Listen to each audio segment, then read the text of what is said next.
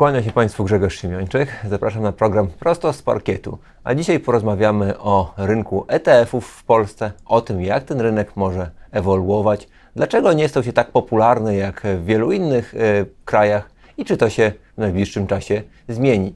A naszym gościem będzie pan Roy Regev, przewodniczący Rady Nadzorczej Beta Securities Poland, jeden z twórców Beta ETF w Polsce i współzałożyciel oraz akcjonariusz największego izraelskiego dostawcy ETF-ów. Uprzedzam, że rozmowa będzie w języku angielskim. Zapraszam. Hello Roy, nice to have you here. Oh, great. It's been over 4 years since you have launched the first Polish ETF based on the blue chips index. Well, there have been some ETFs before, but they were actually run from abroad. They weren't the Polish ETFs. Did your product, or actually now it's a family of 9 products, correct me if I'm wrong, turn out to be as popular as you imagined when you started it? If I may start, first of all, before I'll explain about our products, I would like to explain the audience a little bit about what are ETFs, because from traveling across Poland, I think not all of the people still understand what are ETFs and why they are so popular.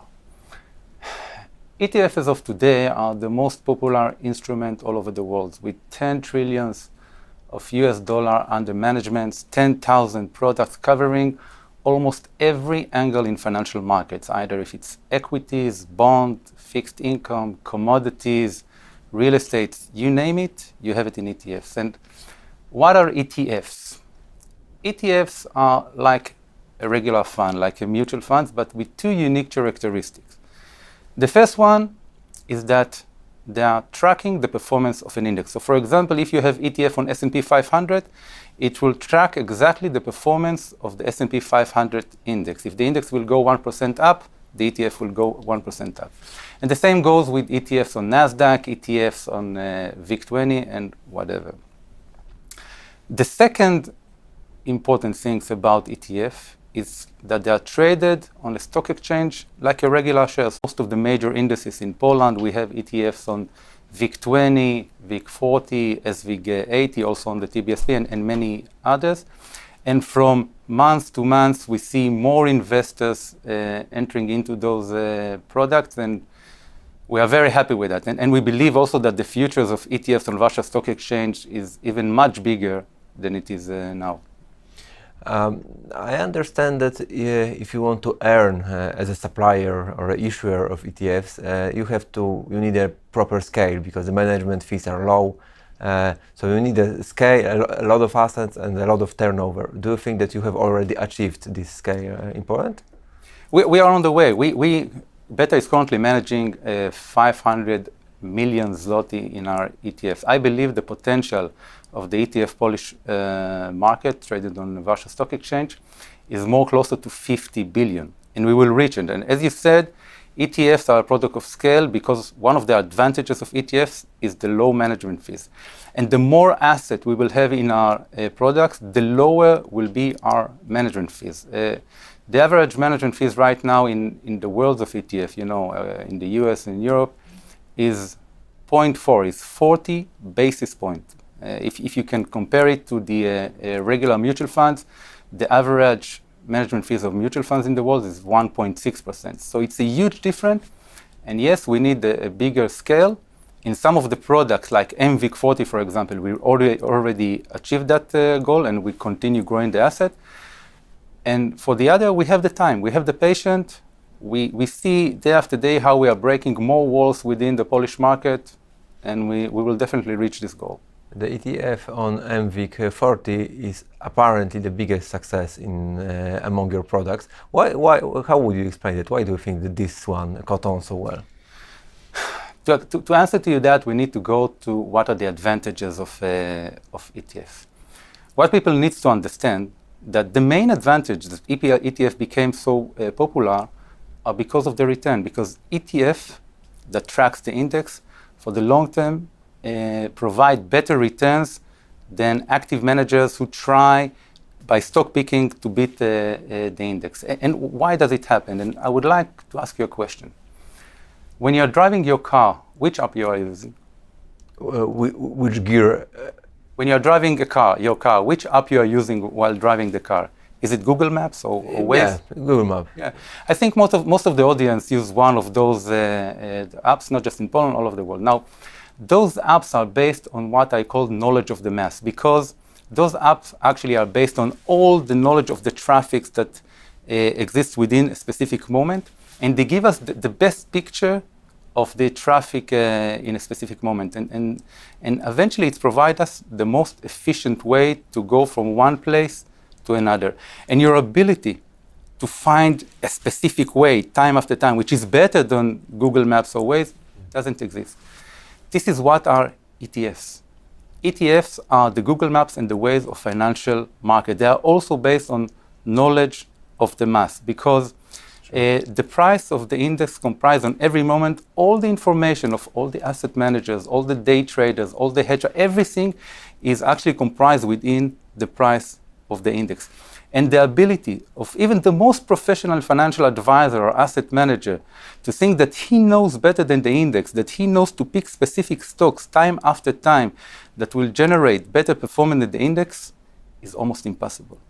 And if I may, there is a very important report published by S&P, which is called SPIVA. It's a yearly report that actually compare the index with the active management all over the world, not just in the US, all over the world.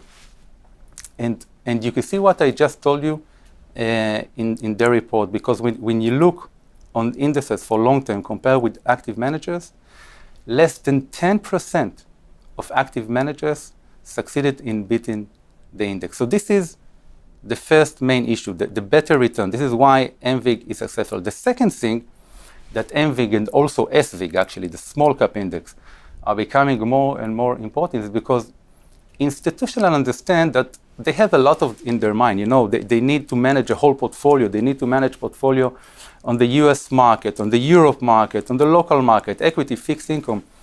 And sometimes they are using ETFs that cover them, the niche market, you know, the mid cap, the small cap, which is much more easier for them. That is why the MVIG and those niche products are very successful.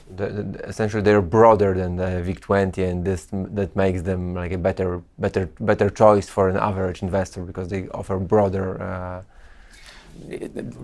not just risk sharing, maybe. Yeah, of course, they offer you a greater diversification, because you know, from time to time, I'm hearing about local investors, some mainly individual, that picked a specific stocks within the Warsaw Stock Exchange, maybe 2 stocks, and sometimes one of those stocks is dumping. Yeah. And it's a problem, because when you don't have diversification, you lose a lot of your money. While when you are using one ETF that track, for example, the MVIG 40, you get a diversification of 40 shares in one action. And when you are going even to SVIG 80, you get the same for 80 shares. You cannot do it by yourself. Even institutional cannot do it by themselves. This is one of the major advantages of ETFs all around the world. What is quite surprising to me is that I'm quite convinced to what you're saying, and I also know that globally ETFs have become very popular. But what I found quite surprising is that you don't have actually any competition in Poland. Why do you think it is so? Why do other asset managers think this market, this niche, is not attractive? Is it difficult to run an ETF in Poland? Well, first of all, ETFs are coming to Poland, and it's a great news for the market. Currently, we have 11 ETFs. I believe by the end of next year, it will be maybe even more than double. I think it will be 20 and even more. I know about many foreign issuers that are thinking to list their ETFs in the Polish market. So to answer, the short answer to your questions, it's a matter of time. You know, it's changing way of mind, because asset managers in Poland used to work with stock picking, just like happened all over the world in the last 40 years. And to change your perspective from one to the other, it takes time. And when I'm speaking with the professional investors in Poland, I can tell you, all of them are in favor in ETFs. All of them knows the advantage in ETFs, and it's only a matter of time. There are some technical issues that need to be solved, you know, some legislation that need to be put, and some others, but it's only a matter of time. And you have already explained why ETFs are important and should be an important part of an investment portfolio. But what do you think is the best way to use them? Like, is it a product most suitable for people who just save regularly a small amount? They set aside a small amount of money regularly, or what is the best use of ETFs in your portfolio? Look, even Warren Buffett, the legendary investor, when everyone knows, because he himself finds it very difficult to beat the S&P 500, he recommends all investors, both institutional investors, invest in the index. And why he's saying that? Not just because of the better return, as I explained it to you, but also because it's a very easy product for a professional, but also for individual, to create a great portfolio in not more than 6 steps. So I will elaborate a little bit more about how institutional are building or using ETFs by themselves, and I think it's relevant the same for individual. Sorry.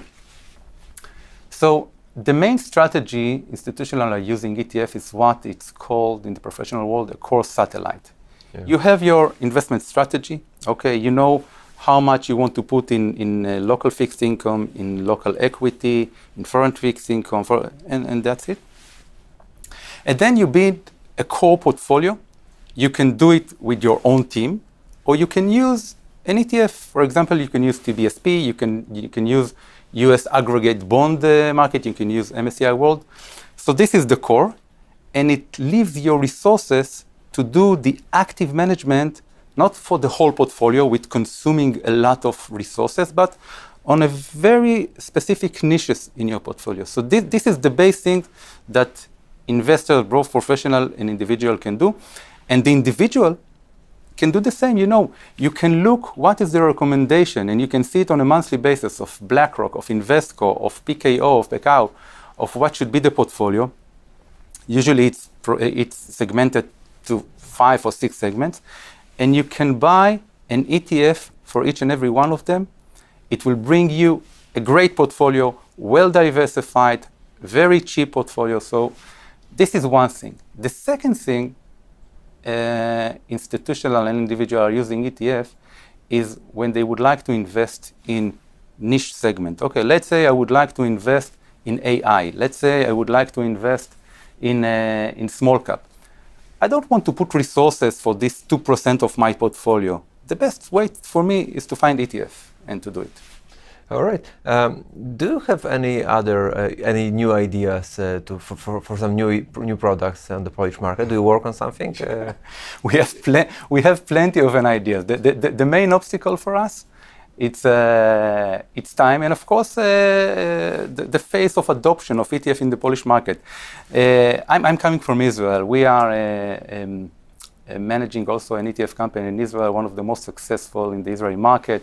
We have 400 ETF listed on the Tel Aviv Stock Exchange with 15 billion euros of asset under management. So you can believe yourself that we have a lot of things we can do, and believe me, those things can make a dramatic change within the Polish market. I'll just give you some examples that we are already thinking right now among the many ideas that we have. First of all, we definitely believe in what we called a pure ETF or currency hedge ETF. So for example, we want to let Polish investors, when we would like to invest in S&P or NASDAQ or other foreign markets, to have this investment without the currency exposure. So they will get only what the index provides and not the currency. We have another idea to develop the fixed income market, because we've issued the TBSP. I think there is a much more great potential maybe to develop the corporate bond market, when today you don't have any tools to invest in corporate bond. It's good for the company, it's good for the market. We want also to expand our portfolio to more thematic, even within the Polish market. Maybe you have the tech ETF. We have the tech ETF. We wish we had also real estate, banks. We want to do also maybe some strategy like dividend, like so. There's so many ideas And we are working very hard with the stock exchange and the KNF to make everything happen, but we are currently doing it alone. We don't have yet more issuer, they will come. So it takes time. You mentioned the Israeli example, and let me ask a couple of questions on that. Let's say a decade ago, when the or maybe little, even farther back in time, when ETFs really, when the fashion for ETFs really began, there was a lot of discussion that they will somehow change how the market operates. That maybe if the ETFs start to be the dominant, or the passive strategies start to be a dominant market player, then they will affect how the market works. That it will become, I don't know, less fluid, or maybe the correlations between the equities will increase. They will all move in tandem, etc. How can the passive and active investors coexist? I mean, do they? Like, is there any threshold that you cannot, that you shouldn't pass, like the limit to share of ETFs on the market? It's a great question. This is a question that people ask themselves, and I'll go back to the example I gave you with the Waze and Google Map. They are controlling almost 100% of the market. That's true. And besides small deviations, they are still very efficient. Now, I don't believe ETF will reach 100% of the market. I think the equations lies somewhere between 50 to 60%, but because there will still be active managers that would look for opportunities, there will still be hedge funds, there will still be Warren Buffetts that will. So eventually, active and passive will work together. This is what is happening right now all over the world. This is what's happening in Israel. It's good for the market. It's part of this core satellite strategy. You have passive investment in the core, either ETFs or something that you're doing. But you want also to be active, and it's great. This is part of the vivid of the market. That is why,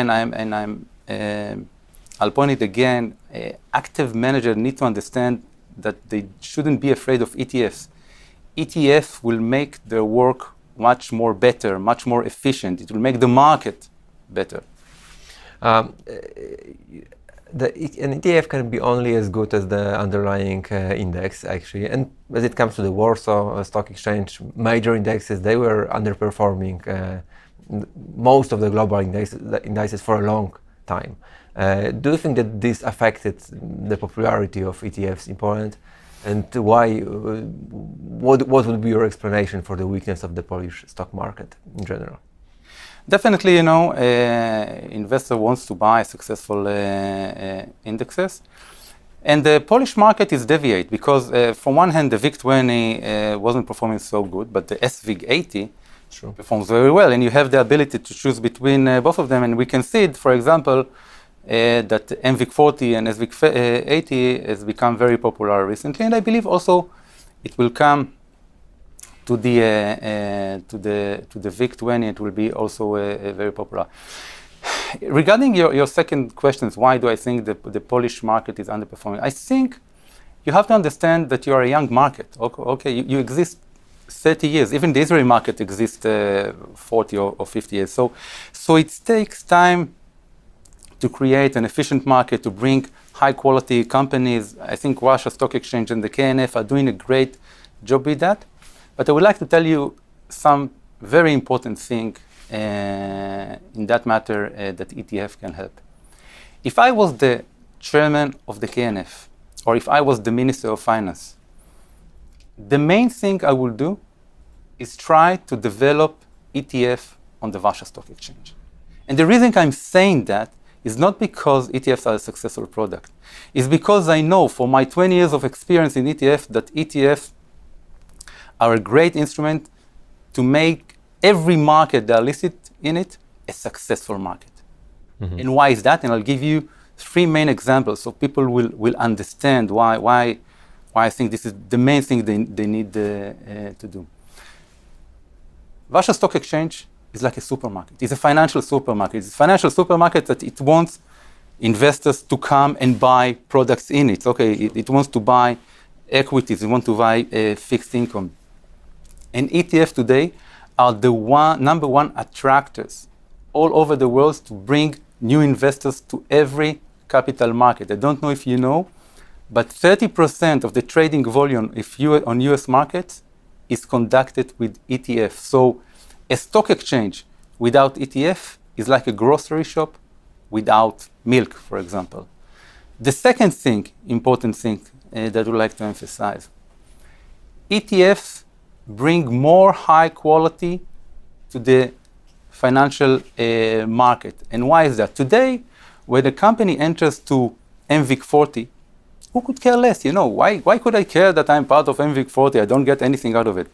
But when ETF will become very popular in Poland, let's say that there will be 2 billion zloty that will be managed on the MVIC 40, when a company will enter to the index, it will get great awareness. It will get an immediate liquidity. And then, as the investors, we can come and tell them, okay, you would like to be part of the MVIC 40? No problem. Enlarge your public holding. We don't want companies with 10% of public holding. We want companies with 30% public holding. Improve your board of directors. We can do a lot of things. And Tel Aviv Stock Exchange last year was one of the highest rank in new quality issuance compared to all exchanges in the world.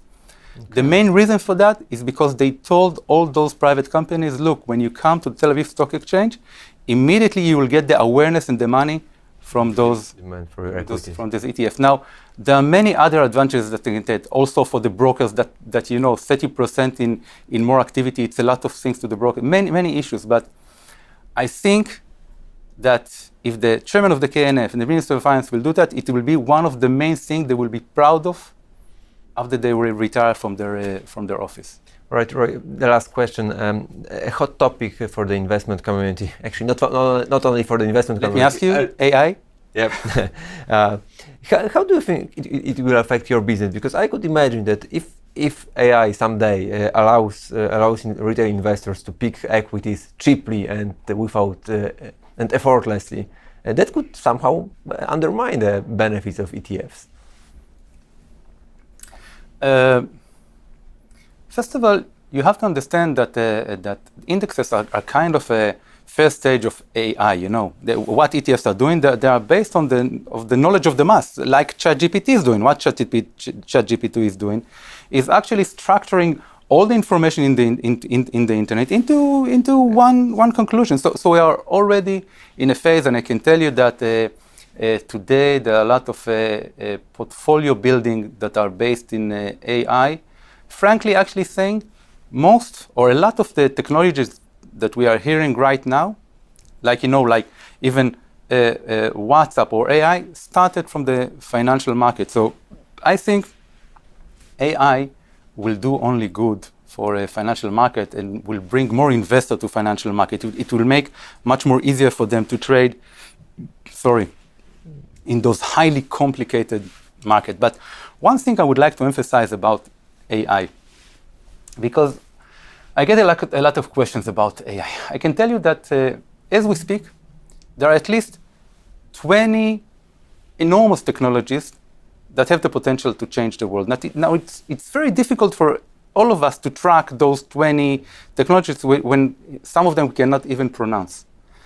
What usually I'm doing is I'm choosing for myself a broad technology index, because technology is the driving force behind the world right now, in the years that we are living right now. So I'm, for example, choosing an NASDAQ. You can choose S&P technology or whatever. And I'm just holding it. It's well diversified. Within it, you have 50 technologies. Some will fail, but the other will succeed. Yeah, I have diversification. I know if AI will be a great success. I don't know. But when I'm holding the NASDAQ 100 or the S&P technologies, I see that for the long run, they are outperforming all of the indices, all the major benchmarks. So this is my recommendations for people who think, okay, what will I do with AI? Which company I will invest? Maybe it will be NVIDIA. Maybe I don't know what. Invest in an index. It will give you diversification and better return for a long time. Let's stop here. Thank you, Roy, for coming. A ja przypominam, że naszym gościem był pan Roy Regev, przewodniczący Rady Nadzorczej Beta Securities Poland SA. Dziękuję serdecznie.